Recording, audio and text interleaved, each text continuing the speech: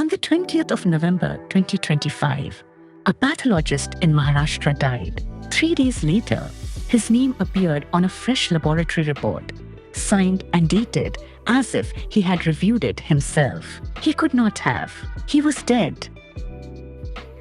For nearly 3 months, his signature kept appearing at 6 laboratories. Patients were diagnosed, doctors prescribed, insurers paid, all stamped with the authority of a man who had not looked at a single slide. The scandal was not found by the medical council or the health department. It was found by insurance companies who noticed the same signature at 6 locations weeks after his death.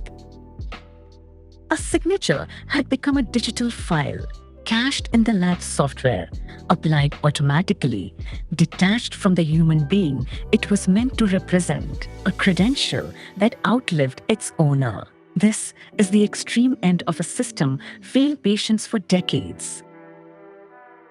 Here is the scale. India has an estimated 250,000 diagnostic laboratories. Roughly 2,165 are accredited. Less than 0.1%. 1 in 10 patients reaches an accredited facility. The other 9 are tested in labs of unknown standard.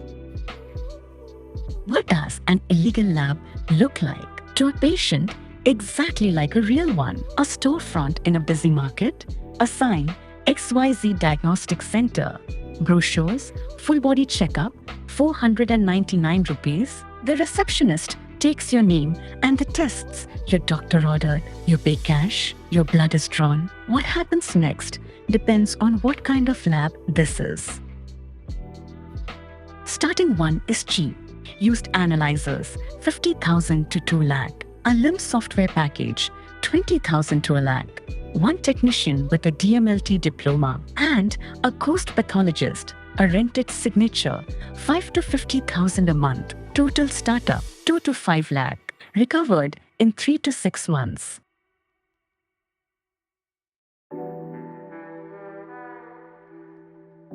In a compliant lab, a pathologist reviews the results, looks at the smear, and only then signs. In an illegal lab, there is a cached signature instead. Some labs test but never supervise. Some don't test at all, picking a template and printing plausible values. Some copy an old report and change the date. These are documented practices found in raids and police complete reports.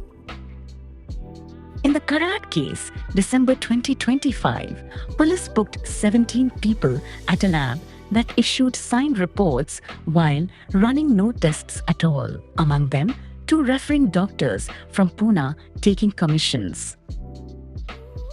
The ghost pathologist comes in 4 kinds. The willing accomplice lets their signature be used on reports they never reviewed for 5 to 50,000 a month per lab.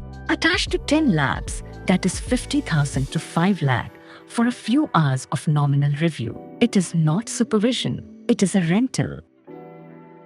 The unwitting victim has their credentials stolen and used without consent. Dr. Sandeep Yadav of Karad is the documented case. He first reported a lab misusing his credentials in July 2023. The police complaint against 17 people came in December 2025, 2.5 years from complaint to police case. He was not the accused, he was the complainant.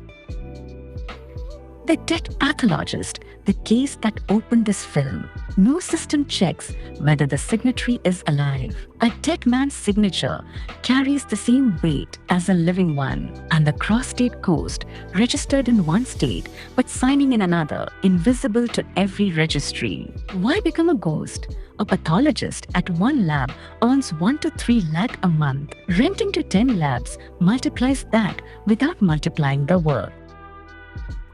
An illegal lab needs patients, and they arrive through doctors. A GP writes a prescription without naming a lab, then mentions one almost casually. There's a good lab near the pharmacy. The test cost 2,500. The lab transfers 500 to 1,250 back to the doctor, the referral fee. The commission, prohibited, widely practiced. Research by Gupta and Mandraj found commissions can account for nearly 40 to 50% of a test's cost. Tumor markers carry the highest rates. The mechanism leaves no trail. Cash at the end of the week. Transfers labeled consulting fees. Sometimes the relationship is deeper. Doctors invest in the labs they refer to. Silent partners profiting from every patient they steer there. The current case shows how far it goes. Two Pune doctors, referring physicians, were taking commissions for sending patients to a lab that ran no tests. They knew or should have known. They referred anyway. When illegal labs are raided, who gets arrested? The technician on duty. The owner is often not found. The ghost pathologist is rarely charged.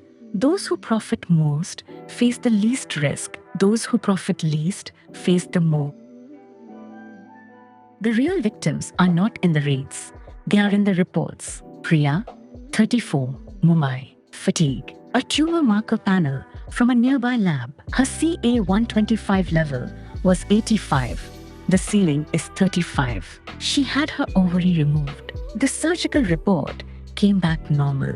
A benign cyst. The first report had been fabricated, printed under a dead pathologist's cashed signature.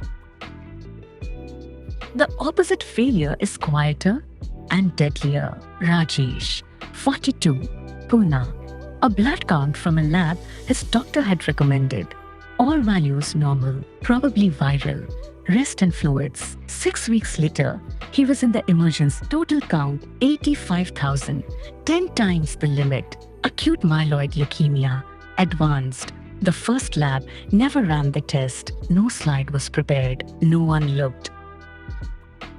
The numbers compound. 5.2 million medical errors a year in India. Retesting after suspicious results costs an estimated 13,687 crore rupees. The deepest cost is trust. A patient who learns reports can be fabricated stops believing every result. The rules were clear.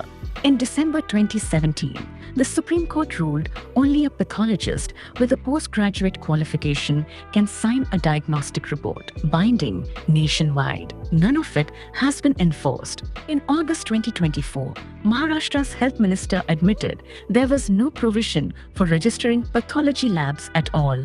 Why does the system look away? 2,200 pathologists for 15,000 labs. 50 to 75 inspectors for every clinical establishment in the state, and no national registry of laboratories. You cannot regulate what you cannot count.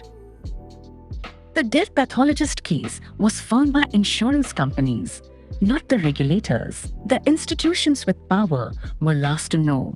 The fixes exist. The US solved this in 1988 with clear, mandatory licensing for every lab. No license, no operation, no certification, no reimbursement. Technology can end the ghost signature at its root. Blockchain registries, biometric authentication, so only a living, present pathologist can sign. A dead man cannot authenticate.